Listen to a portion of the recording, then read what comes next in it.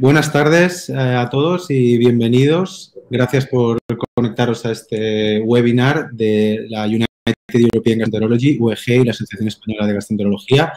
Vamos a hablar hoy del manejo actual de la pancreatitis aguda con un panel de excepción.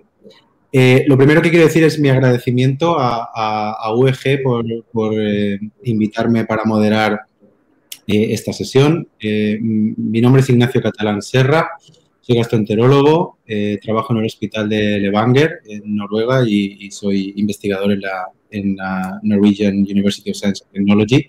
Soy miembro del Comité de Educación de UEG.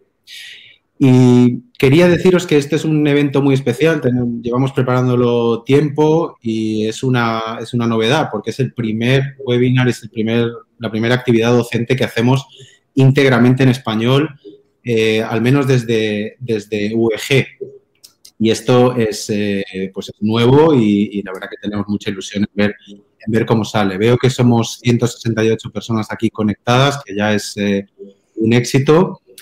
En principio, la UEG es una organización, digamos, paraguas, que es una organización de organizaciones y tiene contenido, como muchos de vosotros sabéis, de calidad tanto docente como de investigación, pero la mayoría de lo que tenemos es en inglés. Así que, detectando un poco el interés creciente de los hispanohablantes y sobre todo de los colegas especialistas de Latinoamérica, que por hacernos una idea, en la último UEG Week, que es el congreso anual de UEG que se suele hacer en octubre, había 1.200 personas de Latinoamérica. Pues sí que hay un interés en sumar fuerzas y, digamos, en acercar el contenido de UEG a todos los hispanohablantes y pues qué mejor que hacerlo en español. Y en este sentido quería dar crédito a Enrique de Madaria, que lo tenéis ahí puesto, que lo voy a hacer ahora un poco más grande. Aquí tenéis a nuestros ponentes. Hola, Enrique. Y hola. De alguna manera agradecer, porque estamos aquí hoy hablando español desde UEG, porque es una iniciativa de Enrique, que como sabéis es un médico creativo y con una visión estratégica sorprendente, y bueno, y fue una iniciativa suya el intentar sumar fuerzas y ha sido una persona involucrada también en la UEG desde hace tiempo, y intentar juntar y hacer puentes entre Europa, España a través de AEG, de la que él, como sabéis, es presidente, y los compañeros de Latinoamérica. Y es una propuesta, yo creo que muy bonita y que puede generar pues muchas posibilidades en el futuro, tanto de docencia como de investigación. Así que voy a volver a las diapositivas. Aquí tenéis un poco el plan que tenemos para hoy. Vamos a hablar de pancreatitis aguda. Como disclosure diré que yo no soy especialista en pancreatitis aguda, así que yo voy a aprender mucho seguro también aquí. Yo me dedico a cosas como enfermedad inflamatoria y otras cosas, pero creo que se ha pensado este webinar para el gastroenterólogo de a pie, para gente que ve pancreatitis aguda, tanto digestivos como cirujanos, y que se encuentran con problemas comunes y que esperamos que sea práctico, al grano, y sobre todo que queremos que genere debate, que genere preguntas y interés. Y creo que tenemos a los ponentes con amplia experiencia, tanto clínica y sobre todo son muy buenos docentes. O sea que nos espera una sesión, creo que concisa y muy interesante. Bien. Solo presentar brevemente a UEG como representante de la misma para los compañeros de Latinoamérica que quizá no conozcan tanto esta plataforma. Es una organización científica coordinadora de prácticamente todas las especialidades y todos los especialistas que tienen que ver con la salud digestiva. Somos unos 30.000, o sea que realmente es una organización muy grande que tiene sede en Viena. Y bueno, nos encargamos de generar pues mucho contenido, tanto online como presencial. Ahora en la última época de COVID, mucho online. Y bueno, todo el año ocurren cosas generalmente interesantes. Lo siguiente que va a pasar interesante es en octubre el congreso, que va a ser totalmente virtual. Os animo a inscribiros, y el curso de posgrado que se hará unido, y que gente como Enrique aquí pues, suelen participar y tienen un papel importante, y es como un repaso por especialistas de las distintas las distintas áreas. Así que, por mi parte, eso paso la palabra a Enrique, desde presidente de AEG, para explicaros un poquito desde su perspectiva cuál es el plan de este webinar piloto y cuál es un poco la idea que tenemos detrás desde UEG y la Asociación Española de Gastroenterología. Bueno, muchas gracias, Nacho. Y desde AEG queremos dar las gracias a la UEG por esta oportunidad. Realmente estamos muy emocionados de hacer este primer evento educativo conjunto en español. Esto partió un poco de la percepción desde AEG de que cada vez había más compañeros latinoamericanos que iban al congreso cuando eran presenciales, ¿os acordáis? Que iban a los congresos presenciales de la UEG. Cada vez veían a más amigos de Latinoamérica y bueno, pues tiene que conocer la gente de Latinoamérica, es bueno para ellos que hay oportunidades dentro de la UEG para ellos, tanto docentes como investigadoras. Entonces, pues en la Asociación Española de Gastroenterología tenemos una clarísima apuesta por la colaboración entre España y Europa con Latinoamérica en docencia, investigación y mutua ayuda. De hecho, hemos hecho una vocalía, un grupo dentro de AEG para facilitar las relaciones con Latinoamérica. Queremos promocionar las oportunidades en general para los gastroenterólogos hispanohablantes y que AEG sirva un poco de puente entre Latinoamérica y Europa, entre Latinoamérica y la UEG. Creemos que podemos hacer grandes cosas juntos y, bueno, pues esta es la primera de ellas, pienso yo, Nacho. Muy bien, gracias. Antes de empezar con el contenido, quisiera primero presentar a los dos ponentes que nos faltan. Tenemos a Edson Guzmán Calderón. Edson es gastroenterólogo, conocido y reconocido endoscopista del Hospital Nacional Edgardo Rebagliati Martín, si lo he dicho correctamente, de Lima, Perú, y además es secretario de Acción Científica de la Sociedad de Gastroenterología de Perú. Y bienvenido, Edson, gracias por estar aquí. Muchas gracias a ti, Nacho. Muy agradecido a UEG y a AEG por la invitación y muy emocionado por compartir este evento con grandes amigos y maestros como son Belén, Enrique y tú mismo. Muchas gracias. Edson nos va a hablar del manejo de las complicaciones biliares y del papel de la CPRE, que es un tema controvertido y siempre interesante. Y luego tenemos desde Alicante a Belén Martínez Moreno. Belén es endoscopista del Hospital General Universitario de Alicante, de la misma unidad que Enrique, con amplia experiencia en pancreatitis aguda y en el manejo de complicaciones, y precisamente nos va a hablar de la perspectiva desde el endoscopista de las colecciones sintomáticas en la pancreatitis aguda. Buenas tardes, Belén, bienvenida. ¿Qué tal? Muy bien. Vale, pues creo que con esto tenemos todo. Recordaros, somos 263, que está muy, muy bien. Muchísimas gracias por conectaros. Sabemos que hay mucha demanda y mucha oferta mejor dicho, de webinars y de formación, y la verdad que apreciamos mucho que os toméis el tiempo de estar aquí y esperemos que sea de utilidad y que sean cosas prácticas y útiles para vuestro día a día. Tenéis aquí, por nombrarlo, tenéis el chat en el que podéis, por supuesto, escribir comentarios y sobre todo preguntas o cuestiones que no queden claras o cuestiones prácticas que luego se atenderán. En principio hemos pensado que vamos a hacer las 3 charlas brevemente de inicio y luego dejaremos un espacio amplio al final para contestar preguntas y entrar un poco más en la discusión y el debate. O sea que os animo a todos a escribir en el chat las preguntas que tengáis, o no solo preguntas, sino comentarios o experiencias o cualquier cosa que pueda enriquecer el debate y que nos pueda servir a los demás, porque una de las cosas bonitas de este webinar es que estamos gente de Europa, estamos gente española, gente de Latinoamérica y gente hispanohablante de otros sitios del mundo, así que tenemos distintas experiencias clínicas, distintos contextos y es muy bueno compartirlo. Así que, sin más dilación, doy paso a Enrique, que no lo he presentado formalmente, pero es muy conocido para todo aquel que haya oído algo de páncreas en Europa. Es una persona muy activa en redes sociales, muy activa en el área del páncreas y ahora mismo presidente de la Asociación Española de Gastroenterología, y le está dando un impulso impresionante a la asociación y enhorabuena. Y además nombrar que ha sido ha estado muy vinculado a UEG y ha sido, pues por ejemplo, UEG Rising Star, premiado en 2017, por ejemplo, entre otras cosas. Pero no tengo tiempo para todo el currículum de Quique, así que vamos a empezar. Y gracias, Enrique, y nada, cuando quieras. Muchas gracias. Pues vamos a hablar de manejo médico de la pancreatitis aguda. Esto es una charla sencilla, menos de 15 minutos, para que no sea pesado las 3 charlas y luego nos concentremos en las preguntas. A ver. Vale, hablaremos brevemente de la fluidoterapia, de la analgesia, de la monitorización del fallo orgánico y del soporte nutricional. Cuando el páncreas se inflama, pues tenemos una pancreatitis aguda. Entonces, hay un tema que se ha dado mucho relieve en los textos, en los artículos, que es la fluidoterapia. ¿Qué sabemos realmente desde un punto de vista basado en la evidencia sobre la fluidoterapia? Bueno, digamos que los vasos sanguíneos, pues está el vaso sanguíneo, está el plasma y están los hematíes.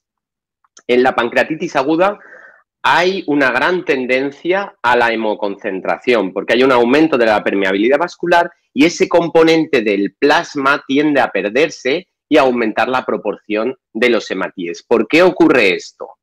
Pues esto ocurre porque la hemoconcentración es mayor cuanto más grave es la pancreatitis, entonces la aparición de complicaciones locales de las que luego hablarán mis compañeros, sobre todo Belén, colecciones, necrosis, eso hace que haya un acúmulo de líquido que viene del plasma de los vasos. Luego son pacientes que tienden a vomitar. Los vómitos son muy, muy frecuentes, como sabéis, en las primeras horas de la pancreatitis aguda. Son pacientes que tienen síndrome de respuesta inflamatoria sistémica, SIRS, que hace que respires muy rápido. Con la taquipnea estás perdiendo humedad al ambiente, con la fiebre estás teniendo sudor.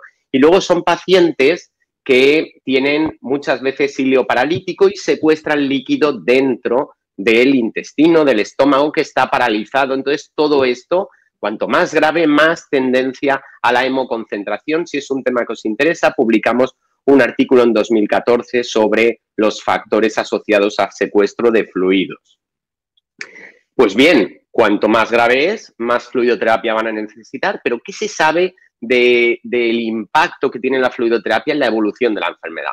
Pues hay una serie de ensayos clínicos, 2 del mismo grupo, de Mao Wenqian, un grupo chino, que publicaron 2 artículos en el que veían diferentes estrategias, pero a la postre era dar muchos fluidos o dar menos fluidos a pacientes con pancreatitis, pero no a cualquier paciente con pancreatitis, sino a aquellos más inestables, con fallo orgánico, en un contexto de UCI.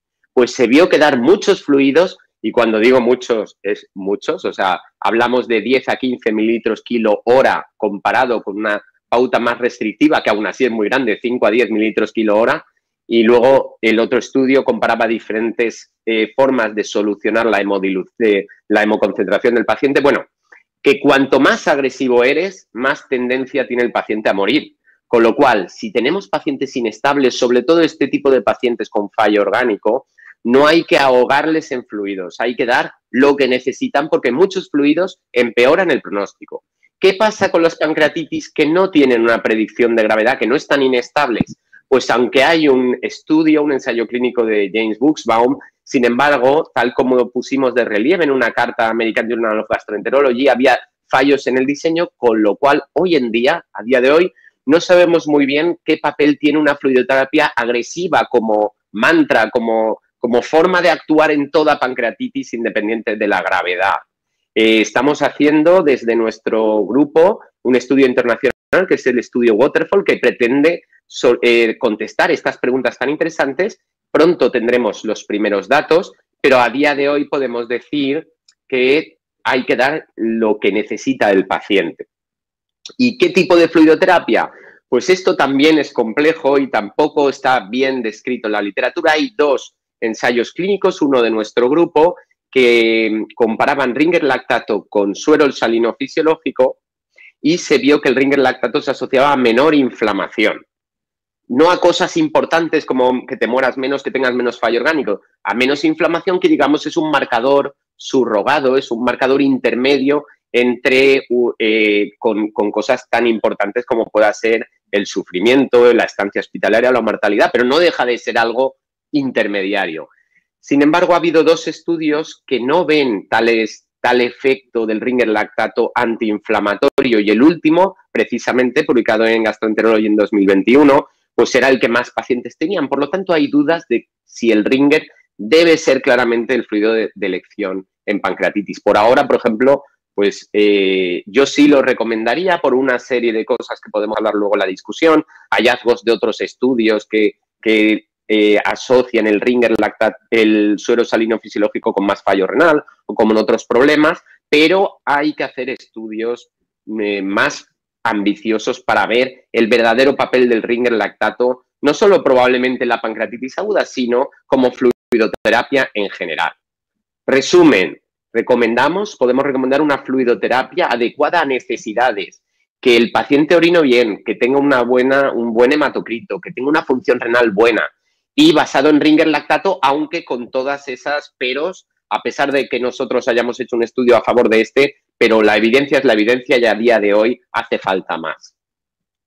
La analgesia, el sufrimiento del paciente debe estar en el centro de nuestra atención y muchas veces es un aspecto que no se habla en las guías de práctica clínica. La analgesia es fundamental. Queremos que nuestros pacientes no sufran. Es parte de nuestro cometido. Este es un metaanálisis español sobre el uso de opioides en pancreatitis aguda y concluía que los opiáceos son efectivos y seguros. Hubo una época que se decía que si la morfina podía empeorar la pancreatitis por un aumento de la tonicidad del esfínter de Oddi, que si los opiáceos podían dar más insuficiencia respiratoria, pues no. Son seguros y efectivos. Los AINES son efectivos, los antiinflamatorios no esteroideos, aunque, bueno, pues hay gente que piensa que puede dar fallo renal, eso no está claro, aunque no se ha visto claramente en los ensayos clínicos, que por otra parte estos ensayos clínicos de los que hablamos son antiguos, son de los años 80 y 90, y este es un estudio de hace nada, del American Journal of Gastroenterology 2020, muy, muy interesante, es un ensayo clínico chino, pacientes con pancreatitis aguda con predicción de gravedad, 190, que se aleatorizaron a un tratamiento convencional o a un tratamiento con inhibidores de COX-2, parecoxib intravenoso, celecoxib oral, y la analgesia era por meperidina intramuscular cada 4 horas a demanda del paciente, y vieron unos resultados espectaculares en los que la pancreatitis grave era la mitad en los inhibidores de COX-2 que en el tratamiento convencional, había menos complicaciones locales y además es que los inhibidores de COX-2 eran útiles, eran mejores en el tratamiento analgésico, con lo cual parece que es un tratamiento muy, muy prometedor. Yo siempre he desconfiado de ensayos clínicos hechos en un solo centro y que solo hay uno, por lo tanto hace falta un poquito comprobar con nuevos estudios que esto sea así, preferiblemente que sean multicéntricos, pero desde luego podemos decir que es muy, muy prometedor. Resumen, podemos usar opiáceos y los inhibidores de COX-2 podrían ser el futuro, y aquí una pequeña cuña, que es que en España usamos el metamizol, que es un AINE atípico y es muy útil en el dolor de la pancreatitis. Nosotros hicimos un pequeño ensayo clínico y vimos que era casi más útil que la morfina, aunque no había diferencias estadísticamente significativas, aunque este fármaco en países como el de Nacho, en Noruega, no se usa mucho porque se asocia a neutropenia, sobre todo en gente del norte de Europa. ¿Qué hay de la monitorización? Pues lo primero, daros una visión del espectro de gravedad de la pancreatitis. Este es un estudio que publicamos en Annals of Surgery en 2019, un estudio que fue muy emocionante porque unimos muchos centros de España. A nivel nacional unimos más de 1.600 pacientes con pancreatitis. Como podéis ver, la mayor parte son leves, más de 1.000, que son 2/3 del total. Tuvieron una pancreatitis sin complicaciones. Esta clasificación de gravedad es la clasificación revisada de Atlanta. Solo un paciente falleció. Imaginad, a lo mejor le dio un infarto o algo que no tenía que ver, pero bueno, se contabilizó como fallecimiento dentro del ingreso, y podéis ver que es 0,1%. Por lo tanto, la pancreatitis aguda leve en general no fallece. La moderada, que es aquella que tiene complicaciones locales o un fallo orgánico que dura poco tiempo, menos de 48 horas, también tiene una mortalidad muy pequeñita, pequeñita, 28% del total era moderada y solo un 2% afortunadamente falleció, pero esa harina de otro costal, el fallo orgánico persistente o la falla orgánica, como decís en Latinoamérica, 113 pacientes suponían el 7% y ese fallo orgánico que dura más de 2 días tiene una mortalidad terrible del 50%, es lanzar una moneda al aire. Por lo tanto, nos tenemos que concentrar en la detección precoz del fallo orgánico y su corrección antes de que el paciente esté en una situación que sea difícil de revertir. ¿Cómo lo haremos? Pues con medidas bastante sencillas al principio. Pues los criterios de respuesta, tened en cuenta que el fallo orgánico es un fallo orgánico por una inflamación incontrolable. Entonces, antes de ese fallo orgánico hay un síndrome de respuesta inflamatoria sistémica que, como sabéis, en parte está definido por taquicardia y taquipnea. Por lo tanto, son 2 parámetros sencillos que nos deben de alertar y luego, pues, antes de tener un fallo renal en la analítica, el paciente va a dejar de orinar por esa hipovolemia que hablábamos. Por lo tanto, la diuresis es súper importante verla en la planta y es lo que más te va a decir si estás dando los fluidos que tocan, mucho más que otros parámetros. Fallo orgánico lo definiremos como una hipotensión, una sistólica menor de 90 que es rebelde a fluidoterapia, porque a veces pues por el dolor tienes un vagal y puede mejorar con fluidoterapia, con analgesia, una presión arterial de O2 partido por FiO2 baja o que aumente la creatinina. Esto ya es que está habiendo fallo orgánico y es una situación que hay que revertir con prontitud. Por lo tanto, paciente con pancreatitis aguda, monitoricemos frecuencia cardíaca, tensión, el hematocrito, la frecuencia respiratoria, la saturación, la diuresis, la creatinina, la urea, marcadores de inflamación como leucocitos, PCR, la glucosa, porque hay pacientes que pueden tener hiperglucemia, la bioquímica hepática para ver si este paciente que a lo mejor tiene litiasis en el colédoco hace una ictericia, hay que ver el calcio, es muy infrecuente la hipocalcemia real sintomática, pero yo he visto algunos casos, como 5 o 6 de 1000 pancreatitis, es poco frecuente, pero hay que mirarla. Muchas veces será solo por la hipoalbuminemia de la pancreatitis. Recordad que hay que mirar los triglicéridos en las primeras 24, como muchísimo 48 horas del ingreso, no sea que sea una pancreatitis por hipertrigliceridemia y nos lo pasemos y esos triglicéridos bajen por la gravedad del paciente y por las ayunas. Y el estado de conciencia, es raro un deterioro del estado de conciencia en la pancreatitis, pero mi experiencia es que cuando se da es terrible. Los pacientes jóvenes que han tenido, en mi experiencia, deterioro del estado de conciencia, pues han ido a UCI todos y bueno, pues incluso yo creo que es un marcador importante de mortalidad y de un proceso muy grave. Otra cosa en pacientes ancianos que pueden tener más tendencia. Vamos a hablar del soporte nutricional, los hallazgos en los ensayos clínicos en pancreatitis aguda leve, que hay bastantes, nos dicen que no hay beneficio en demorar el inicio de la dieta oral. Hay un ensayo clínico sueco que si tú demorabas el inicio de la dieta oral, estabas igual de bien o de mal, pero te ibas más tarde a casa, estabas más días hospitalizado y más coste hospitalario y más sufrimiento del paciente que quiere estar en su casa. Por lo tanto, y también se ha visto que no hay beneficio en iniciar de forma progresiva la dieta. Primero agüita, luego sopita, luego tal, no. Puedes empezar con una dieta blanda o sólida directamente. De esto hay mucha evidencia en ensayos clínicos. Por lo tanto, no os preocupéis. Si el paciente quiere comer, le damos de comer. Yo lo único que hago es preguntar al paciente si quiere comer. Si quiere comer, vamos adelante. Se habló mucho y se ha escrito muchos artículos de los beneficios teóricos de la sonda nasoyeyunal en la pancreatitis aguda y porque, bueno, al salvar el duodeno, en teoría esto no estimulaba la colecistoquinina, la secretina, no estimulaba al páncreas que producía más enzimas pancreáticas susceptibles de activarse en el páncreas y dar un desastre local. Bueno, pues se ha visto en este metaanálisis de 3 ensayos clínicos que no hay un beneficio a usar una nutrición por sonda nasoyeyunal frente a nasogástrica en aquellos pacientes que decides dar soporte nutricional enteral.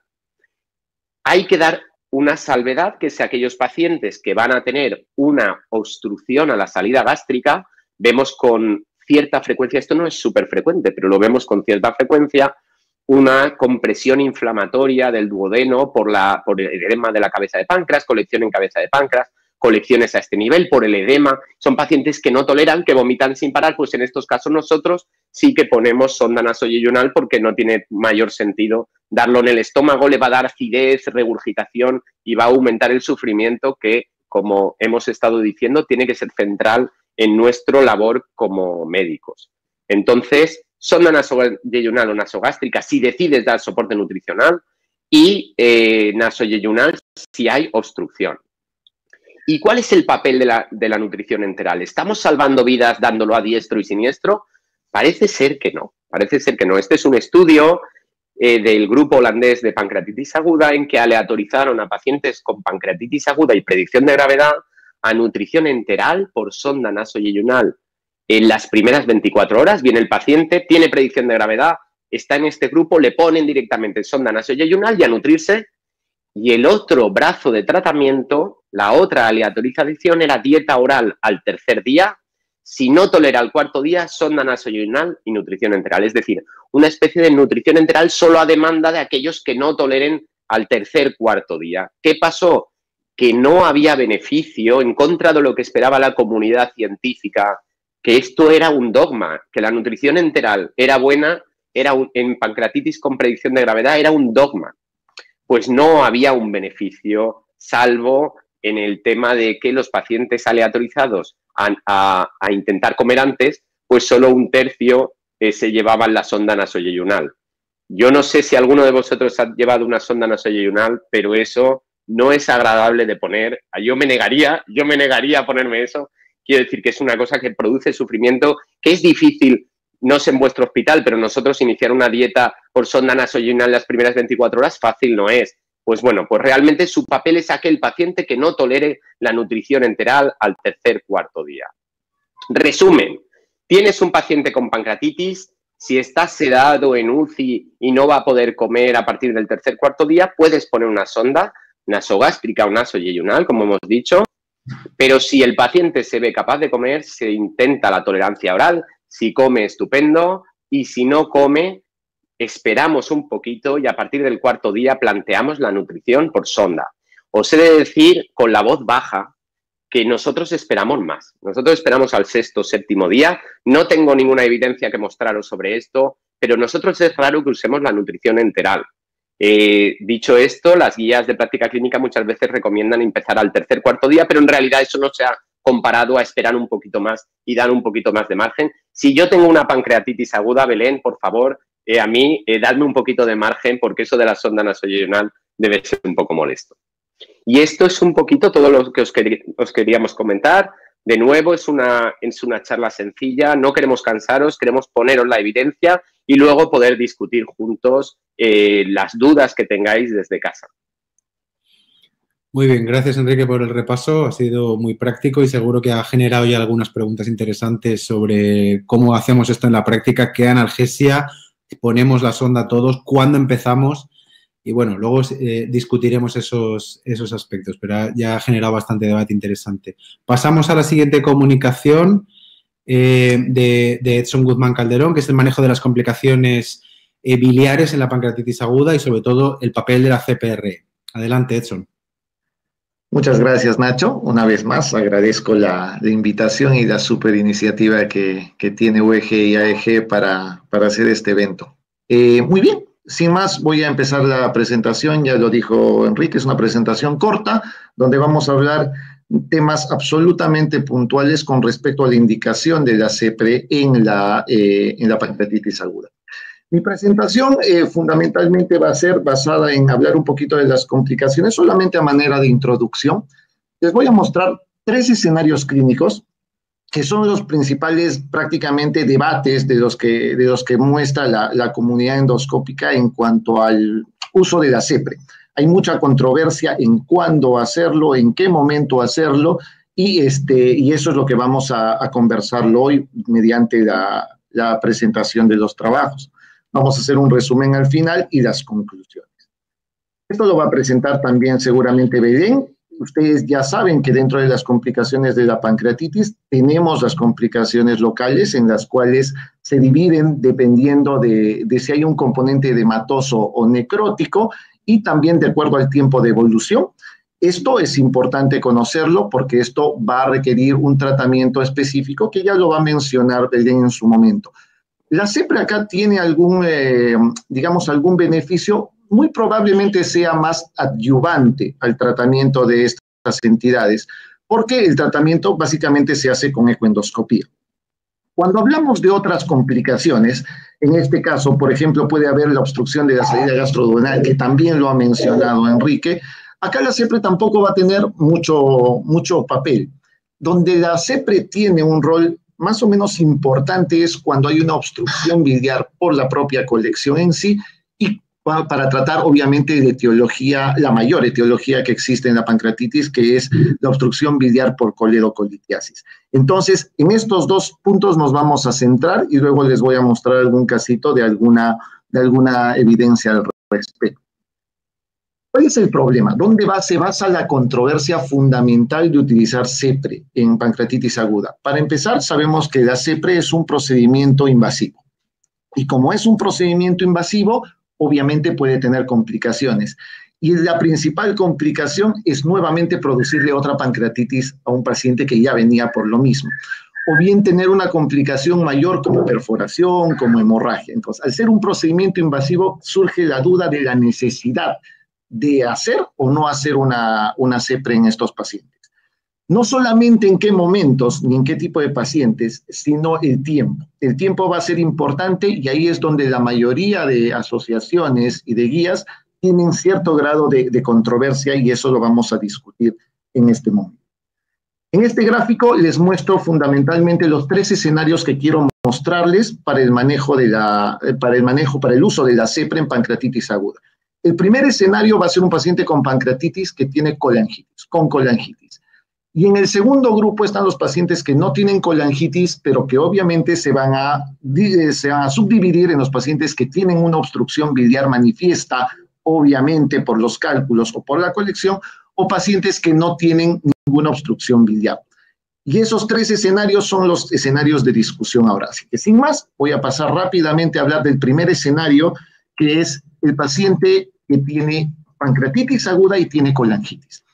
La mayoría de guías han utilizado siempre este estudio Cochrane, que es una revisión sistemática que todavía ha sido publicada en el 2012, en donde se compararon pacientes a los que se les hace CEPRE con colangitis y pacientes que se les hace CEPRE sin colangitis. Y quedó muy claro, obviamente, que el impacto sobre la mortalidad y las complicaciones locales y sistémicas era muy importante cuando se hacía CEPRE en un paciente con colangitis. Entonces, creo que acá les va a quedar absolutamente claro que la CEPRE sí está indicada, ¿no? No hay ninguna duda al respecto. Un paciente con pancreatitis y colangitis debe hacerse una CEPRE. Donde surge la controversia es en el tiempo. ¿En qué momento hacer? Muchas veces la desesperación de muchos médicos de emergencia o de repente de algunos clínicos es: tengo un paciente con pancreatitis y colangitis, necesitamos hacerle ya la CEPRE, 2 de la mañana, 3 de la mañana. ¿Es necesario hacerlo tan precozmente? ¿Se puede esperar o no? Si ustedes pueden apreciar acá, la mayoría de guías dicen que la CEPRE se puede hacer dentro de las primeras 24 horas y esa es la recomendación. Es decir, no es necesario hacerlo tan precoz o excesivamente precoz. Lo primero que se debe hacer con un paciente con pancreatitis y colangitis es estabilizarlo, hacer una estabilización hemodinámica y posteriormente inicio del tratamiento antibiótico. La CEPRE puede esperar a la mañana, donde el endoscopista, en este caso, esté completamente fresco y lúcido para realizar el procedimiento, sin necesidad de estar desesperándonos por eso.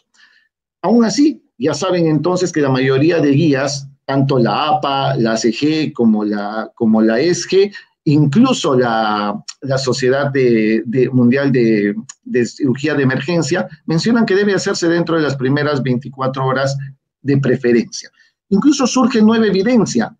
Hay un metaanálisis muy bonito de Iqbal, en el cual se menciona que se dividen a los pacientes para hacerles una CEPRE dentro de las 48 horas o después de las 48 horas. y ustedes van a notar ahí que la mortalidad incluso es bastante limítrofe, pero va a favor de que se haga precozmente, pero dentro de 48 horas. Punto fundamental con esto, como conclusión del primer escenario clínico, se debe hacer CEPRE. Se puede hacer dentro de las primeras 24 horas sin desesperarse. Primero estabilizar y luego colocar el manejo antibiótico. Pasemos al segundo escenario, rápidamente. Este es un paciente que ya no tiene colangitis, pero tenemos que ver si tiene obstrucción biliar. Acá lo importante es determinar la obstrucción biliar. Tenemos los predictores, para eso existen los predictores de coledocolitiasis. Si tenemos un paciente que tiene coledocolitiasis por ecografía o ya tiene bilirrubinas mayor de 4, estos son predictores muy fuertes y acá no queda ninguna duda de que el paciente debe realizarse una CEPRE. ¿Qué va a pasar cuando existen los predictores fuertes, donde solamente se ve la dilatación de vía biliar por ecografía o las bilirrubinas no están tan elevadas? En este caso es prioritario realizar un procedimiento imagenológico en el cual verifiquemos si hay una obstrucción biliar o no por coledocolitiasis, que puede ser una colangioresonancia o ecoendoscopía, que en líneas generales ambas tienen la misma exactitud diagnóstica. Incluso ecoendoscopía llega a ser un poquito mejor cuando los cálculos son mucho más pequeños. Esto es muy importante. Conclusión de este segundo escenario: CEPRE en pancreatitis con obstrucción biliar demostrada y manifiesta, debe hacerse una CEPRE. El problema es el tiempo, y ahí sí se van a dar cuenta que la mayoría de sociedades tienen alguna discrepancia. Si bien es cierto que está indicada, hay este estudio publicado por Lee en el 2018 en el cual se hace una comparación de si realizar la CEPRE dentro de las primeras 24 horas o nos esperamos un poquito y podemos esperar desde 24 hasta 72 horas. Y ustedes se dan cuenta en este estudio que la estancia hospitalaria, las complicaciones post-CEPRE y las complicaciones post-pancreatitis son absolutamente iguales en ambos grupos. Incluso si nosotros nos excedemos y hacemos muy precozmente, probablemente las complicaciones post-CEPRE sean mayores en estos pacientes. Porque, ya lo mencionaba Enrique, hay edema, inflamación de la pared duodenal y la probabilidad de complicaciones durante el procedimiento es muchísimo mayor, ¿no? Entonces, esto es importante. ¿Dónde surge la discrepancia? Cuando vemos cómo manifiestan las guías al respecto de este punto. La mayoría sí les va a decir que es entre 24 y 72 horas. Muchos prefieren esperar hasta 72 horas para realizar la CEPRE si es que están seguros de que hay una obstrucción biliar. La American College, por ejemplo, es mucho más de ponerlo en negativo. No hagas CEPRE si no está obstruido y no lo hagas de urgencia, es decir, espérate un poquito. En general, las 4 guías en sí manifiestan lo mismo, esperar un poco y estar seguros de que hay una obstrucción biliar en este caso. El tercer punto es otro punto y debate de controversia. ¿Qué pasa si el paciente tiene una pancreatitis, ya no tiene colangitis y no tiene obstrucción biliar?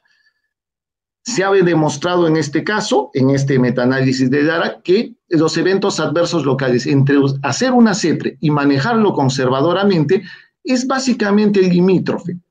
Algunos podrían pensar si es bueno hacerle una CEPRE a un paciente sin colangitis y sin obstrucción biliar, porque la causa de la pancreatitis fue un problema obviamente de obstrucción biliar. Pues no.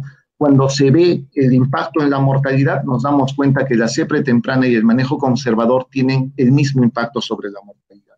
Conclusión de esto: la CEPRE no está indicada si no hay colangitis y no hay obstrucción biliar. Y esto termina de corroborarse con este estudio muy bien diseñado, muy esperado durante mucho tiempo, que es el estudio APEC, hecho por el grupo holandés, en los cuales se hizo básicamente la comparación entre pacientes que se les iba a hacer una CEPRE y el manejo conservador. El grupo de pacientes escogidos para este estudio ha sido un grupo de pacientes con predictores de severidad para pancreatitis, que están viendo ustedes en el gráfico de izquierda: Apache mayor o igual de 8, un INRI mayor de 3 o un PCR mayor de 150. Entonces, cuando se hace la comparación, porque este estudio fue muy grande, hecho en 26 hospitales, se van a dar cuenta que mortalidad, falla de órgano, bacteria, neumonía, necrosis pancreática, no hay diferencia entre realizar una CEPRE y manejarlo conservadoramente. ¿Cuál es el punto principal de eso? Evitar hacer un procedimiento invasivo que puede tener complicaciones y manejarlo conservadoramente. Esa es la solución al problema. Este último caso es una cosa muy puntual. Esto lo va a ver mucho mejor Belén en un ratito. Ustedes pueden ver este caso solamente anecdótico, en el cual ven acá un WON, ¿no? Ven un wallet of necrosis, en el cual está comprimiendo la vía biliar y produciendo una codación. Obviamente, este paciente va a tener más colestasis, va a tener mucho más problemas, probablemente de colangitis en un momento. Entonces, en este caso, como coadyuvante al manejo ecoendoscópico, del cual nos va a hablar Belén en un ratito, se puede hacer la CEPRE para permeabilizar la vía biliar y solucionar la colestasis. Nacho, ¿me permites, por favor, el video? Si fueras tan amable. ¿Ok? Entonces, en esto vamos a ver que, miren, el componente inflamatorio es muy notorio en los casos de pancreatitis, es bien común. Se hace desfinterotomía, como ustedes pueden apreciar. Es un paciente que ya había empezado a tolerar la vía oral y, por consiguiente, la vesícula empieza a tener movimientos y empieza a llenarse de cálculos salidos por ahí.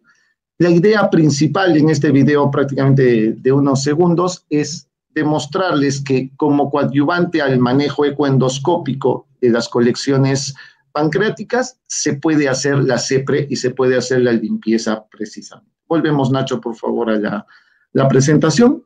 Mis dos últimas diapositivas son diapositivas de resumen. Este es el que más les va a gustar, imagino, porque es mucho más gráfico y reproduce absolutamente todo lo que les he hablado hasta ahora. Pacientes con pancreatitis aguda biliar y colangitis, debe hacerse una CEPRE, de preferencia dentro de las primeras 24 horas. Primero estabilizar y colocar manejo antibiótico. Si el paciente no tiene colangitis y tiene una obstrucción biliar prolongada, no lo olviden. Esperar un poquito, porque puede resolverse el cuadro con la migración del hito. Y se hace una piedra si esta persiste hasta las 72 horas. Si no hay obstrucción biliar y no hay colangitis, así tenga o no predictores de severidad, no es necesario realizar una CEPRE. La diapositiva final, ya saben, CEPRE es un procedimiento importante terapéutico para el manejo de estos pacientes, pero hay que saber en qué momento hacerlo y cuáles son las indicaciones.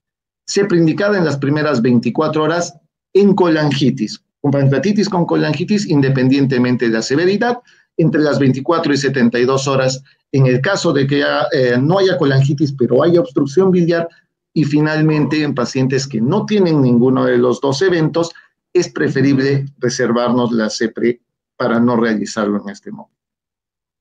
Muchas gracias a todos por haberme escuchado, espero que hayan disfrutado de la charla y muy agradecido nuevamente por la invitación. Muchas gracias, Edson, por esta explicación tan clara y haber delimitado los escenarios también, que muchas veces es confuso y creo que ha sido muy práctica. Pasamos a la última presentación antes de las preguntas. Vamos con un poquito de retraso, pero si puede ser hacerlo medio rápido, Belén, y así que nos dé tiempo a las preguntas luego. Adelante. Bueno. Ya todos sabemos que las colecciones que se forman en el marco de una pancreatitis aguda pues tienen básicamente dos fases. Una primera fase, como vemos aquí en estas dos imágenes, que corresponde a las colecciones pero están mal delimitadas, así son de una forma muy anfractuosa, y es a partir de entre la cuarta y la sexta semana cuando, propiamente dicho, se van coleccionando, se forma una pared alrededor de ellas. Y es cuando hablamos de pseudoquiste en el contexto de una pancreatitis edematosa intersticial o bien de wall of necrosis o colección necrótica en una pancreatitis necrotizante. Vale. Tenemos un paciente con una colección. ¿Qué hacemos? Lo primero es mantener la calma. Hay que mantener la calma, no correr y evaluar la situación. ¿Cómo está el paciente? El paciente está estable, está inestable, está en su casa, está en la planta, está en intensivos, y luego lo también primordial también es ver qué síntomas está generando esta colección. A lo mejor no está generando ningún problema y el paciente está estupendamente, o está generando algunos síntomas. Porque realmente las colecciones, la mayoría de ellas se van a resolver sin que nosotros tengamos que hacer ninguna intervención. Solo tienen indicación de drenar las colecciones, aquellas colecciones que tengamos una infección confirmada, bien o porque tengamos una presencia de aire en las colecciones vista por una prueba de imagen o un cultivo, o bien cuando tengamos una alta sospecha clínica de esta infección de las colecciones, o las colecciones estén realizando una compresión de órganos adyacentes, como puede ser pues, una obstrucción intestinal por compresión gástrica, duodenal, estructura vascular, que estén generando una ictericia, dolor por efecto masa o rara vez por síndrome compartimental. Solo en estos casos habría que plantearse qué vamos a hacer. Una indicación frecuente e importante es, como he comentado, cuando ahí viene una infección o viene una sospecha de esta. Pero es realmente importante, tenemos que estar 100% seguros de que esa colección está infectada antes de hacer algo. Pues aquí la guía europea y otras guías nos dicen claramente que no. De rutina no hace falta realizar una punción, bien por econdoscopia, bien percutáneamente, para confirmar esta infección por dos conceptos. Básicamente que la PAF no es infalible, tiene su tasa de falsos negativos y falsos positivos. Y luego el concepto importante de que cuando toquemos una colección tenemos un alto riesgo de infectarla, si era una colección estéril, como vemos en este estudio que es de este año, en el que drenaban colecciones que eran estériles y hasta en un casi 3/4 partes de los pacientes se generaba una infección de esta colección con todo lo que conllevaba en la evolución del paciente, con lo cual importante no tocar si no es necesario o es importante conocer en cuándo será necesario. Entonces, como nos dice la guía europea, pues cuando hay una disparidad entre la clínica y las pruebas de imagen, cuando nos vaya a aportar algo pero no de rutina. Bueno, ¿y qué abordajes tenemos para las colecciones? Tenemos el drenaje percutáneo, que está ampliamente extendido mundialmente y está muy disponible. Tiene sus ventajas y sus inconvenientes que debemos todos de conocer. Está la opción quirúrgica, que ha ido evolucionando desde un abordaje mucho más agresivo hasta hacerse lo menos invasivo y menos agresivo posible. Y luego está el abordaje endoscópico, que es de lo que realmente yo os quería hablar. Tenemos bien el drenaje o bien la necrosectomía. Si ponemos el primer vídeo, vemos cómo corresponde a un drenaje, que es básicamente crear la comunicación entre la colección y el tubo digestivo. Aquí lo estamos realizando con una prótesis tipo J-Taxios, que ya sabéis que va todo integrado en el mismo catéter. Ya hemos liberado la copa distal dentro de la colección, que veis que tiene un contenido sólido y también líquido. Y aquí hemos liberado la copa proximal y vemos cómo fluye contenido y que es especialmente turbio y purulento en una colección infectada. El drenaje que vamos a hacer por endoscopia, ¿hace falta que sea por econdoscopia? Pues realmente la econdoscopia tiene algunas ventajas, como que podemos valorar directamente ya el contenido de la colección, porque con el TAC, que es la prueba que más vamos a solicitar para evaluar la gravedad de la pancreatitis aguda en sí, pues no es una buena prueba de imagen para ver el contenido, no ya así la resonancia, que sí que sería. Pero con la econdoscopia pues ya lo estamos viendo y esto nos va a ayudar a planear un poquito también el futuro del paciente y de su evolución. Luego vamos a ser capaces de drenar colecciones que no impronten y que no hagan el efecto masa y desplacen el intestino, y luego también nos va a ayudar a no pinchar vasos como este que tenemos aquí en la imagen, que a mí no me gustaría estar en ese momento si alguien pincha esta colección a través de este vaso, ¿no? Y creo que a ninguno. Y luego también, bueno, pues eso, que la recomendación es, si está disponible, hacerlo por econdoscopia, con la evidencia básicamente de algunos estudios que hay, que entre otros de este estudio randomizado, que ya vemos que tiene muy poquitos pacientes, pero con una evidencia pues bastante impactante, que es aquí vemos en la tasa de éxito técnico mediante una u otra técnica, y vemos que con la econdoscopia, con la gastroscopia solo era bastante bajo, y que todos los pacientes con los que no se pudo drenar la colección por gastroscopia se pudo hacer por econdoscopia. Dentro de que luego las dos, cuando se podía hacer, las dos iban bien, pero vamos a poder hacerlo mejor con econdoscopia. Entonces, si está disponible, econdoscopia. La eterna pregunta, ¿qué tipo de prótesis ponemos una vez que vamos a drenarlo? ¿Qué le pongo? Bueno, pues desde que surgieron las Axios y las prótesis de posición luminal en el mercado, pues han ido ganando muchos adeptos porque, como ya he comentado, va integrado todo en el mismo catéter. Esto hace que sea una intervención mucho más rápida, más sencilla, se evita la dilatación. Entonces, bueno, pues tiene muchos adeptos dentro del mundo endoscópico, por supuesto, pero tiene la pega que hoy persiste del elevado precio. Entonces, persiste el dilema de la prótesis. Entonces, aquí os he traído resumidos algunos de los estudios que se han publicado recientemente. Entre otros, pues bueno, este metaanálisis de este mismo año que acaba de salir, que incluye a más de 1.500 pacientes y que, al igual que los resultados del resto de estudios que podéis ver aquí, pues realmente no es la evidencia que aportan es que no existe diferencias entre el éxito clínico que obtenemos con una prótesis de aposición luminal frente al éxito clínico con las prótesis plásticas. Entonces, pues bueno, esto es importante saberlo porque cada uno con la disponibilidad que tiene en su centro, pues a lo mejor tampoco hace falta tirarse de los pelos porque van a funcionar, la prótesis que le pongamos probablemente va a funcionar bien. Está el tema de los eventos adversos relacionados a las prótesis, que esto es un tema que seguro que genera mucha controversia, sobre todo desde algunas publicaciones del inicio de las Axios, en las que parecía que había una importante tasa de sangrados asociados, pero realmente cogiendo, como vemos en estos metaanálisis y en estos estudios de muchos pacientes, realmente no existen diferencias apenas entre ambos tipos de prótesis. Incluso en este último metaanálisis lo que veía era un aumento de complicaciones en el grupo de los plásticos, que era además significativo. Entonces, bueno, esto si queréis lo comentamos en la discusión, pero estos eran los mensajes que quería transmitiros. Otra pregunta importante que está todavía aún sin aclarar completamente es en cuándo hay que drenar las colecciones. ¿Hay que correr? ¿Mejor esperar? ¿Cuánto?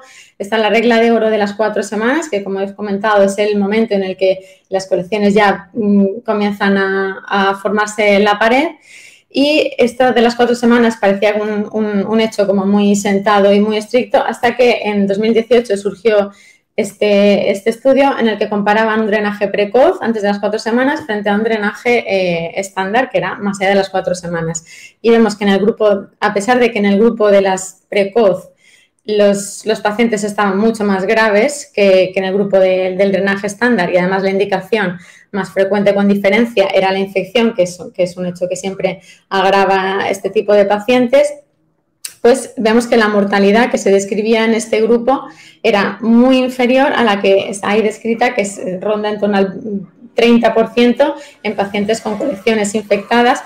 Y eso quería decir que realmente estos pacientes en los que se realizaba un drenaje precoz mejoraban mucho, mejoraban significativamente con el drenaje. Entonces, a pesar de que es verdad que tenían más mortalidad que el otro grupo, probablemente pues por eso, porque eran más enfermos más graves, pero ambos grupos se mejoraban del drenaje. Entonces, la conclusión de este estudio es que sí hay que drenarlos y hay una indicación, no antes de las 2 semanas, pero sí entre las 2 y las 4 semanas lo podemos hablar, ¿vale? ¿Y va a ser suficiente solo con que realicemos el drenaje o de verdad es necesaria la necrosectomía? Pues, bueno, aquí en este estudio ya vemos que el drenaje endoscópico es efectivo, pero no tanto como la necrosectomía, con unas tasas pues que varían. Con el drenaje conseguimos solucionar el 45% de las colecciones, pero con la necrosectomía rondamos ya casi el 90%. Además de que disminuye la necesidad de cirugía, de drenaje percutáneo, de recurrencia. Entonces, el drenaje va a ser súper efectivo en las colecciones líquidas, pero cuanto más sólido haya, más vamos a tener que ir a necrosectomía. Este es un concepto también importante, ¿vale? No nos podemos quedar, hay pacientes que no nos podemos quedar solo con el drenaje porque no estaremos haciendo nada. El segundo vídeo. Vamos a ver qué es el final de una necrosectomía, en el que, bueno, pues como veis nos estamos introduciendo con un gastroscopio a través de la prótesis Axios que lleva este paciente.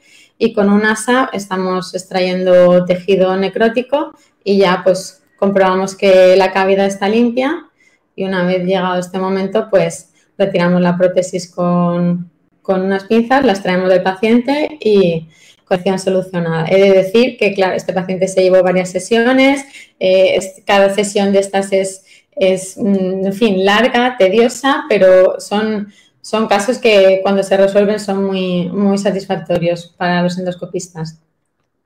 La necrosectomía en sí, entonces, ¿cuánto de eficaz es? Pues bueno, en estos 3 metaanálisis podemos ver datos similares al estudio previo, que ronda una tasa de resolución de las complicaciones del 80%, pero es verdad que, como he comentado, va a ser muy probable que haga falta hacer varias sesiones para completar la necrosectomía total, y luego además que tiene una tasa de complicaciones pues que no es despreciable.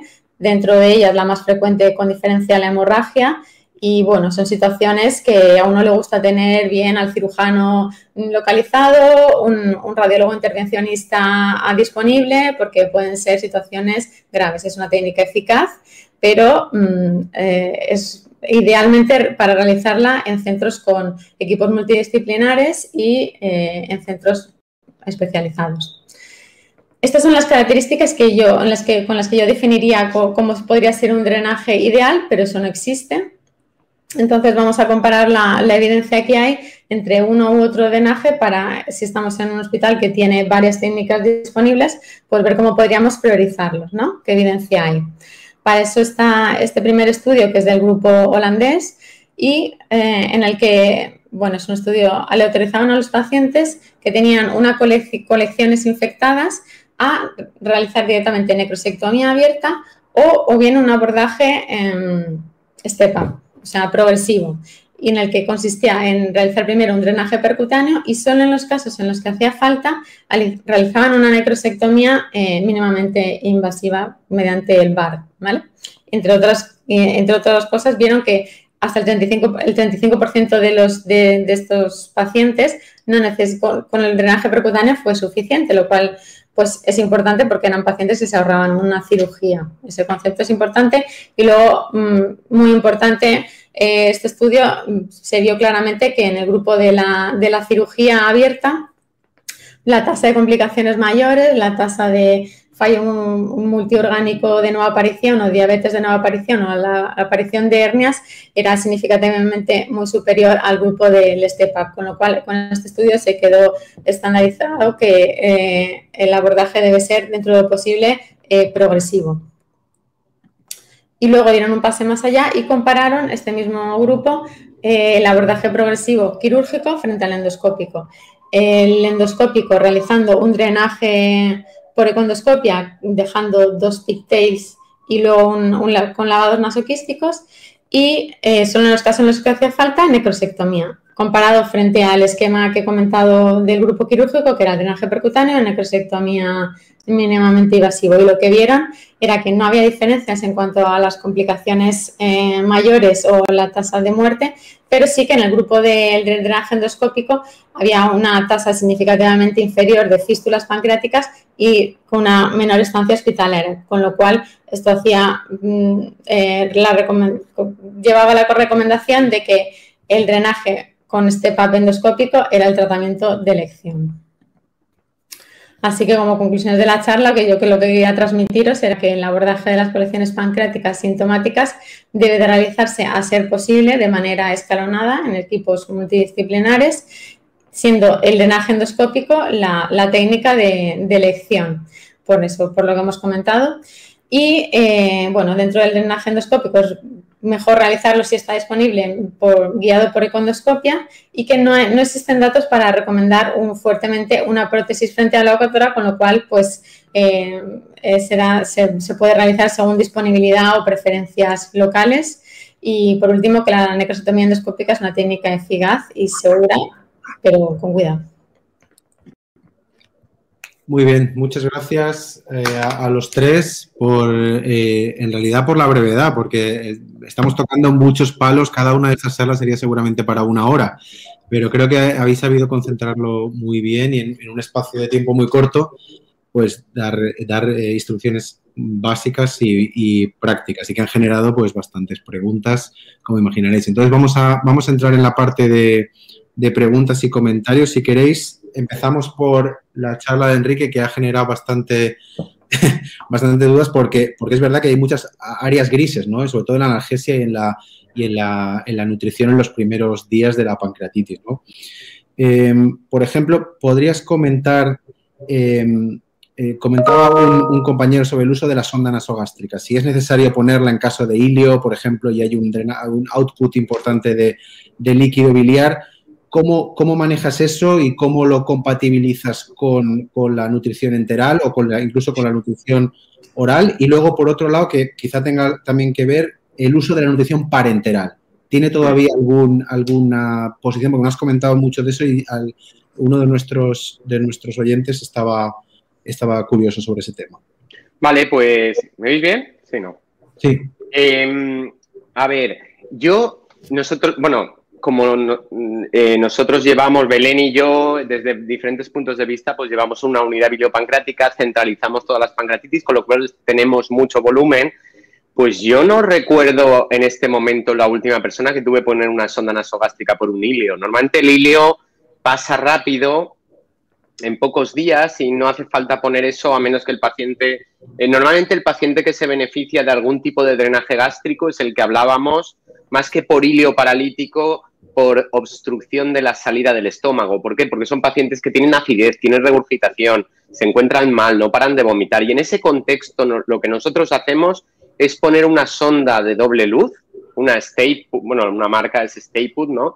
Entonces, es una doble luz que va una luz al estómago que drena el contenido del estómago de forma que el paciente no tiene regurgitación y no se encuentra mal, y en la luz yeyunal lo que damos es la nutrición. Entonces, yo es lo que recomendaría hacer en un paciente que está vomitando sin parar, que tiene una obstrucción, pues una sonda de doble luz, porque la sonda nasogástrica solo te permitirá quitar las secreciones gástricas, pero no alimentar, entonces no va a ser óptimo. Y no es frecuente tener que usarlo. Yo, radiológicamente, porque haya algún nivel, tampoco lo hacemos. Pero bueno, si lo hiciera yo antes pondría una sonda de doble luz que lo otro.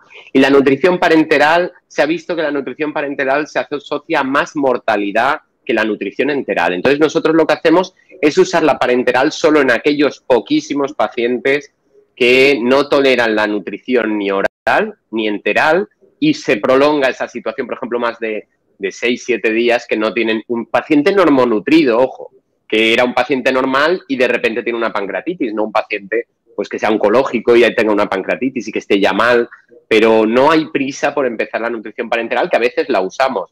Y por último, decir que se ha dicho que los estudios que vieron que la nutrición parenteral se asociaba a mayor mortalidad, que eran estudios antiguos donde la nutrición parenteral no era tan buena, no había un control metabólico de la glucemia tan bueno, o sea que a lo mejor en la nutrición parenteral de hoy en día pues no se asocia tanto a malos outcomes que en los estudios que tenemos.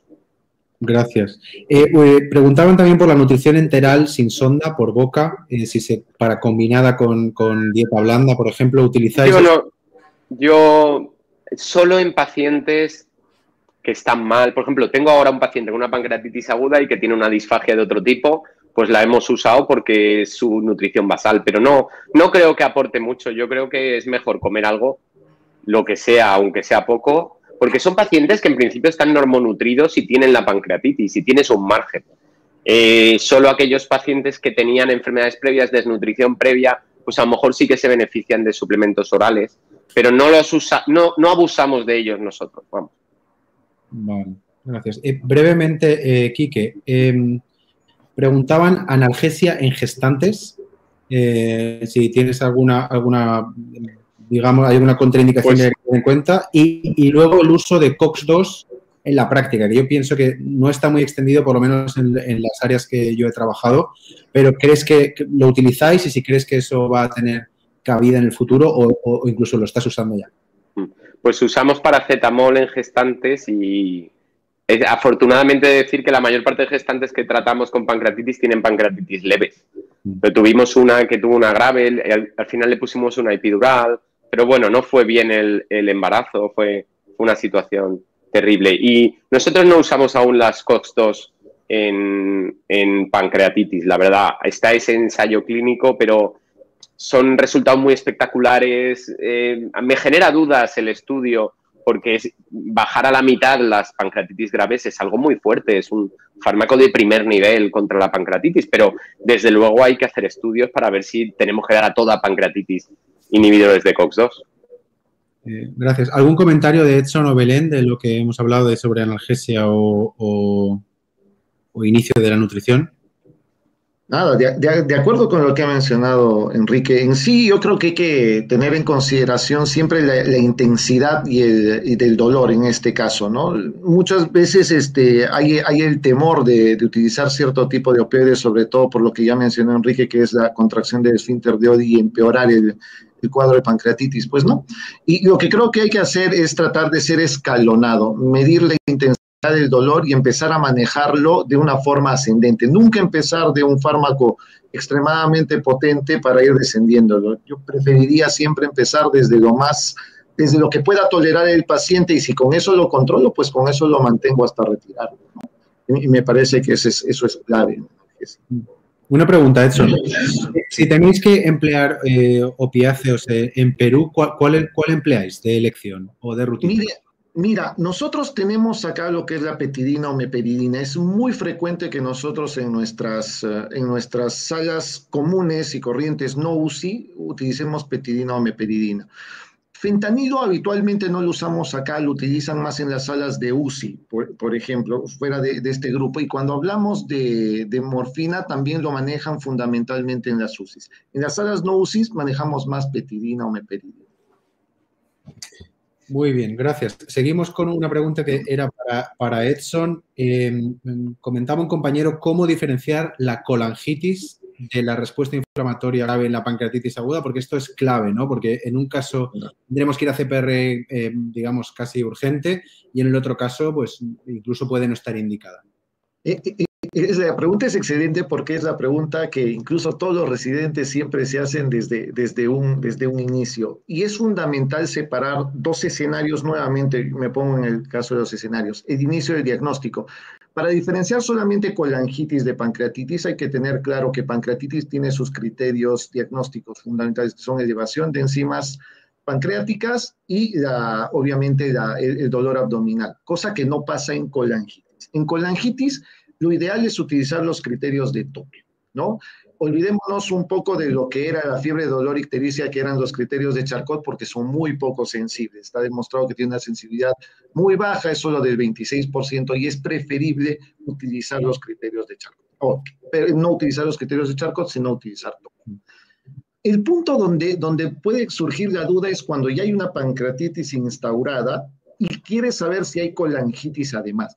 Acá tampoco hay que desesperarnos mucho, porque dentro de los criterios de Tokio para determinar colangitis vamos a ver que el paciente va a tener ictericia y va a tener además una evidencia o por lo menos alguna sospecha de que hay una obstrucción de la vía biliar en este caso. ¿Por qué no debemos desesperarnos? Porque los tiempos para manejarlo con una CEPRE son tan estrechos que se puede manejar con uno o con otro. Si el paciente tiene colangitis, además de la pancreatitis, entre las 24 horas y máximo 48 horas, como les demostró un metaanálisis, puede ser manejado tranquilamente. Y si el paciente tiene una pancreatitis y solo la obstrucción biliar con sospecha de colangitis, pues entre las 48 y 72 horas es absolutamente suficiente como para poder resolverlo. Es decir, este tiempo que es tan estrecho y por lo cual surgen la mayoría de controversias, es precisamente el punto en el cual uno tiene que empezar a definir y discernir, pero no hay que desesperarse, porque lo primero, siempre les he dicho, es estabilizar, y lo segundo es dar tratamiento antibiótico en el caso de que la sospecha de colangitis sea absolutamente alta. Es lo más importante. Gracias, Edson. En caso de utilizar antibiótico en colangitis, ¿cuál es el que empleáis de rutina en Perú? Eso es otra cosa que es bien interesante porque dista mucho, por ejemplo, de lo que ya me encerré en el frasco de Tokio, pero por ejemplo, Tokio utiliza mucho ampicilina sulbactam y en el Perú no utilizamos ampicilina sulbactam con frecuencia. Es muy frecuente acá utilizar ciprofloxacino o metronidazol. Es muy frecuente. Todavía aparentemente las respuestas a este tipo de antibióticos es bastante buena en algunos de los casos. Y lo que solemos pasar como siguiente paso en el caso de que ya sean muy graves o resistentes o intrahospitalarias es piperacilina tazobactam. es un paso al que llegamos en algún momento. Pero es muy frecuente en el Perú utilizar ciprofloxacino o metronidazol. O otra cefalosporina, una ceftriaxona con metronidazol, ¿no? ¿Qué usáis en Alicante en caso de colangitis? Antibiótico pues el tema es que yo creo que hay que usar fármacos que penetren bien en tejido pancreático, porque la alternativa a que sea una colangitis es que sea alguna infección pancreática. Entonces, pues ciprofloxacino y metronidazol se usa, aunque en Alicante hay resistencias al cipro bastantes, con lo cual no es lo primero que usamos. Cefalosporinas de tercera y metronidazol, y si está muy mal el paciente, pues un carbapenem. Que son fármacos todos ellos que penetran bien en el páncreas. Muy bien, gracias. Había por ahí otra pregunta. Bueno, si queréis intervenir, Enrique y Belén, cuando queráis o comentar, yo voy intentando dar paso a las cosas que he leído, filtrando un poco, ¿no?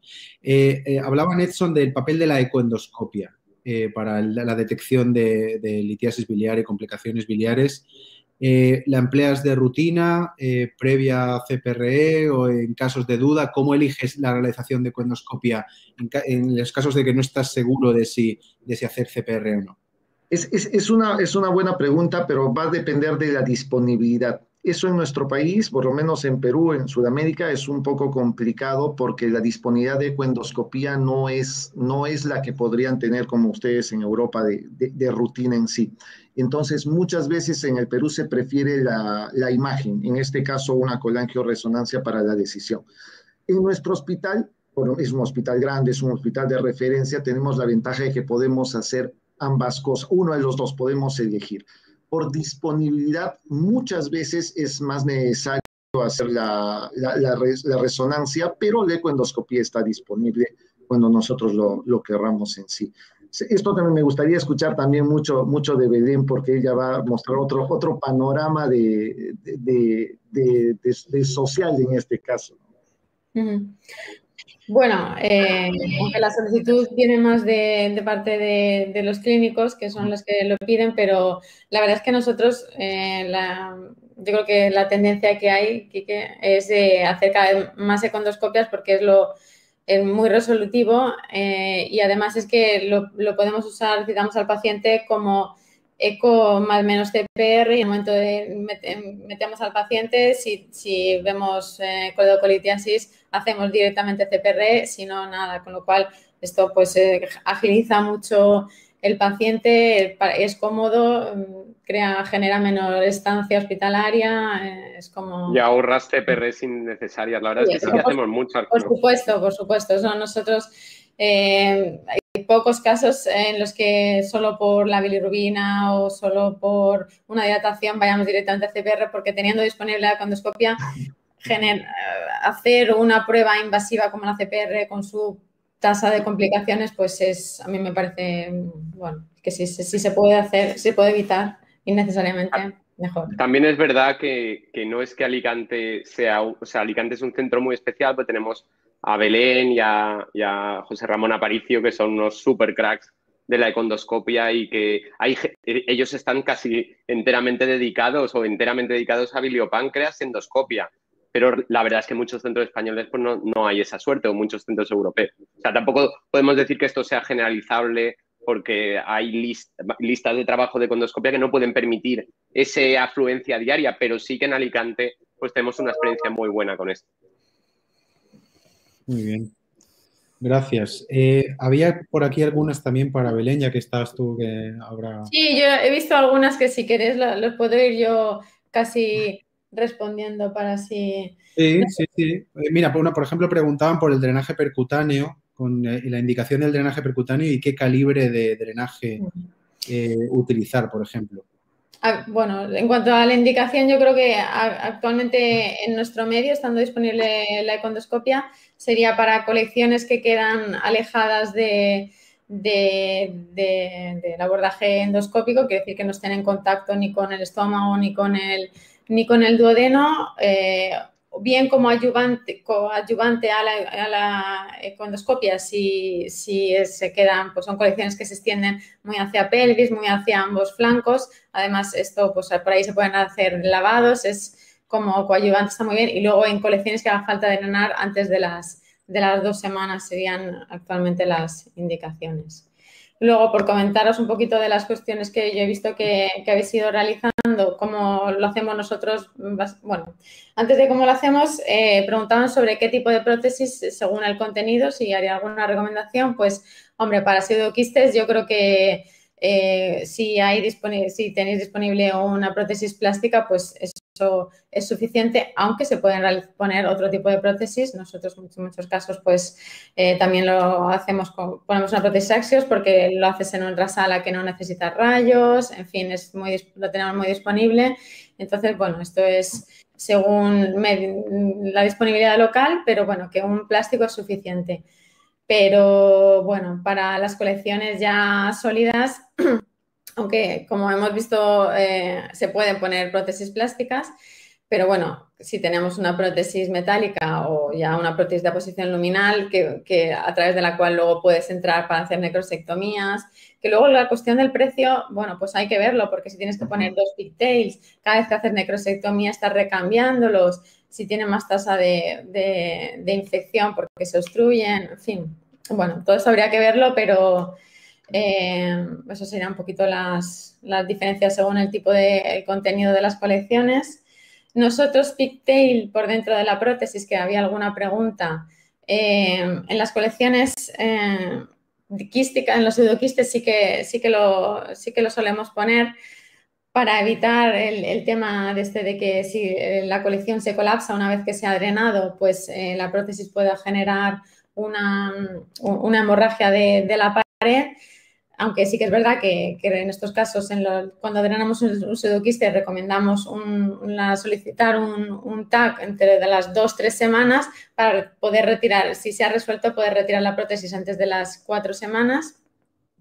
Y luego en las colecciones necróticas no solemos poner un pigtail por dentro de la prótesis metálica porque creemos que esto va a dificultar más la salida del material necrótico. Entonces, respondiendo también a otra pregunta, como si la colección es muy sólida, sí que programamos directamente, generalmente una necrosectomía, pues no solemos dejar un pigtail.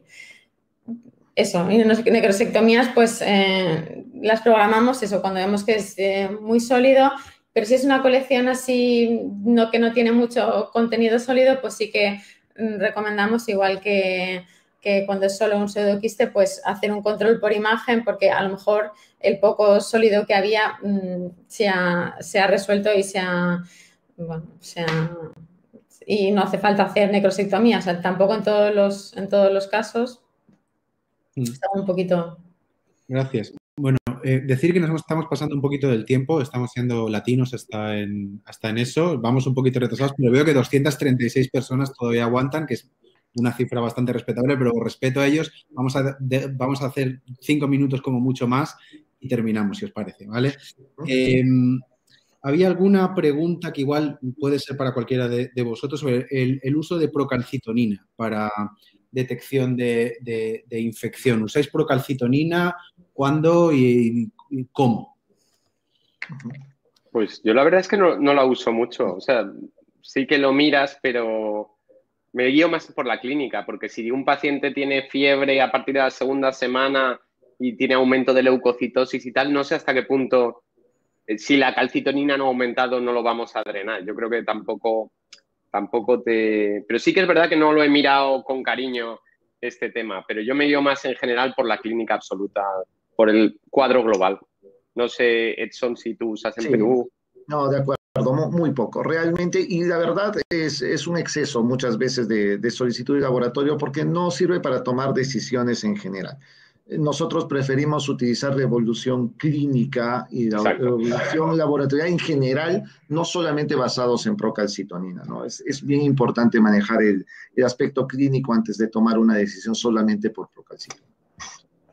Muy bien. Preguntaban también por aquí algunos compañeros por el uso de octreótido. ¿Utilizáis? No, hoy en día este tipo de fármacos se usa mucho en Asia, pero no hay una evidencia y en Occidente no lo usamos. No sé vosotros, Edson, no, pero... En absoluto, no. La pancreatitis, absolutamente no. Hay una pregunta, si me permites, Nacho, una pregunta interesante. para Belén. Belén, ¿utilizas o te gusta utilizar peróxido de hidrógeno para hacer el lavado de la necrosis? Yo sé la respuesta porque nuestro maestro, que es José Ramón Aparicio, tiene una posición adecuada al respecto, pero me gustaría conocer tu posición y de evidencia que hay al respecto, ¿no? Bueno, la verdad es que la guía es la guía americana de 2020. En todo la recomendación que hace en cuanto al peróxido de hidrógeno, también para el uso de lavados con antibióticos, que también creo que hay una pregunta sobre eso, no lo recomienda porque lo que concluye es que no hay evidencias de estudios comparados frente a placebo como para recomendar esta actuación. Entonces, es verdad que sí que he lavado con antibióticos en algún caso, lo hemos hecho, pero no es de rutina porque, bueno, no lo hacemos porque no está demostrado que mejoren en ningún caso. Hay cosas observacionales. Por ejemplo, hay un estudio del grupo de Pittsburgh y decían, es que va muy bien, pero no había un grupo control. Entonces no puedes saber si va muy bien o no, ¿sabes? Eso era con peróxido de hidrógeno. Y luego está el estudio observacional también del grupo de Santiago, que iban muy bien, pero no hay un grupo de control y es difícil. No, hacer un estudio de estos tienes que ser holandés y tener muchísimos centros como la gente del grupo holandés. Si no, no es imposible. Tampoco usamos, que también lo han preguntado, el drenaje nasoquístico. No tendemos a ponerlo porque es muy incómodo para el paciente, se acaba saliendo o se lo acaban arrancando porque es muy incómodo y realmente cuando puede aportar algo, que sea cuando hay colecciones muy sólidas, bueno, pues si no hay disponible, no te sientes cómodo realizando una necrosectomía, no está disponible, pues puedes con esto ayudar al lavado, pero si puedes hacer necrosectomía, pues se lo ahorras al paciente. Nacho, si me permites una cosa más, y era una pregunta para no dejar, había varias personas que preguntaron al respecto de esto y es una pregunta fundamentalmente para Enrique.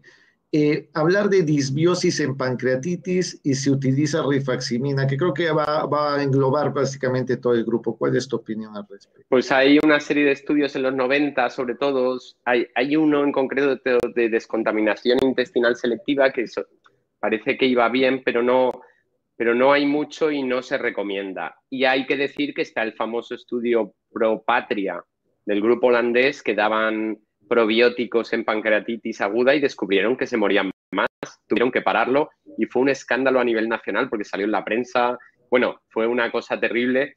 Entonces, hoy en día no, probióticos no, que he visto una pregunta por ahí, y descontaminación intestinal selectiva no se ha visto que sea beneficiosa. Una pregunta quizá para los tres. Comentabas lo de los triglicéridos, medirlos pronto y la etiología. No hemos hablado de pancreatitis alcohólica ni de la obesidad como factor de riesgo, etcétera. ¿De qué manera la etiología de la pancreatitis modifica el abordaje para ti, Enrique, por ejemplo? ¿De qué manera, si tienes, por ejemplo, un paciente obeso con hipertrigliceridemia, eres más agresivo en cuanto a la analgesia? ¿Estás con la UCI ya pendiente cerca? ¿Utilizas otro régimen para iniciar la nutrición? ¿Cambia algo o sería lo mismo? Hablando de la misma gravedad, pero distinta etiología. Bueno, la pancreatitis por hipertrigliceridemia parece que es más grave y, de hecho, hay un estudio de mi compañera y amiga Isabel Pascual de Valencia que habla de eso y hay otra serie de estudios. A la hora de la verdad, a ver, la pancreatitis por hipertrigliceridemia que va bien, el manejo es el mismo. Lo que pasa que al dar de comer, pues damos los fármacos hipolipemiantes. Y si va mal con fallo orgánico, pues hay gente que hace cosas como plasmaféresis, bajar los triglicéridos de una forma agresiva. Yo la verdad es que no he tenido esa experiencia de tener una pancreatitis por hipertrigliceridemia en UCI fatal, que se está muriendo y que hay que hacer algo, pero bueno, está descrito. Lo que pasa que, como en todo en medicina, en casos muy raros no hay estudios. Entonces, pues los estudios que hay son observacionales y dicen que si haces plasmaféresis, pues mejoran, pero las pancreatitis en general mejoran también. Entonces, no está claro el papel. Hay un estudio que se quiere hacer en Hungría sobre esto, el estudio Elephant, que yo fui asesor de ese estudio, pero bueno, aún no ha empezado. Y los pancreatitis alcohólica, lo único es que si son alcohólicos de esos que beben muchísimo y que tienen, pues hay que tener cuidado con la deprivación, hay que tener cuidado que no hagan un déficit de vitaminas, como sabéis, pues dar tiamina, pues todo eso, serie de cosas que en realidad son colaterales. Hay que decir que la pancreatitis alcohólica en mis estudios yo he visto que tiene más complicaciones locales, es un poquito más grave que las otras, sobre todo en complicaciones locales en nuestros análisis multivariantes, pero a la hora de la verdad, salvo esas pequeñas salvedades, el manejo es el mismo. Muy bien. Pues yo creo, si no queréis añadir nada, Edson o Belén, me parece que vamos a terminar. ¿Queréis añadir algo? Nada, estoy sumamente feliz por haber participado con ustedes. Ha sido una experiencia fenomenal. Gracias a ti, Nacho, también por la moderación fabulosa. Sí, Muy yo bien. siento que se quedan algunas preguntas sin responder, pero bueno, ya nos veremos en presencia en algún... Por Twitter, Belén, por Twitter. Seguro que hay oportunidades, pero de pronto además en persona. Así Seguro. que, Bueno, yo quiero agradeceros agradecer a la UEG el apoyo, al comité de educativo al que perteneces, Nacho, el apoyo que ha dado a esta iniciativa, que partió de una conversación y de unos correos y que realmente desde el principio pues nos habéis dado la facilidad de hacer esta ilusionante pues experiencia educativa, y muchísimas gracias de corazón por el apoyo y por haber hecho, bueno, pues algo que ha sido un éxito con más de 300, con un pico de más de 300 personas. Yo creo que, bueno, pues que ha sido un éxito. Muchísimas gracias, Ignacio. Por favor, trasládalo al comité educativo de la UEG. Sí, yo me voy muy contento también. Yo personalmente he aprendido y espero que así haya sido interesante para todos. Ha sido un placer también conoceros personalmente, algunos que no conocía. Y agradecer la claridad y agradecer la discusión y agradecer a todo el mundo pues el haber estado ahí, haber sido pacientes con nosotros y haberos aguantado 25 minutos casi sobre el tiempo. Eso en parte es una buena señal porque creo que hemos generado discusión, eso está muy bien y lo agradecemos mucho y ojalá que sea el inicio de más colaboraciones entre UEG, AEG y Latinoamérica y que sea solo el inicio de utilizar el español para actividades docentes de calidad, y creo que es una excelente iniciativa. Y quería terminar agradeciendo a la gente de la parte técnica de UEG que hacen un trabajo brutal para prepararlo todo, y Claudia, Uli y a los demás que están detrás, que no los veis, pero hay mucho trabajo detrás de esto. Y nada, recomendaros a todos, por último, el congreso de UEG, UEG Week, que es en octubre. No se pueden presentar ya comunicaciones, pero la inscripción está abierta y hay un curso posgrado muy interesante y otras actividades, así que en la página de UEG podéis seguir mirando. Y nada, encantado, muchísimas gracias a todos y nos vemos pronto. Hasta ahora.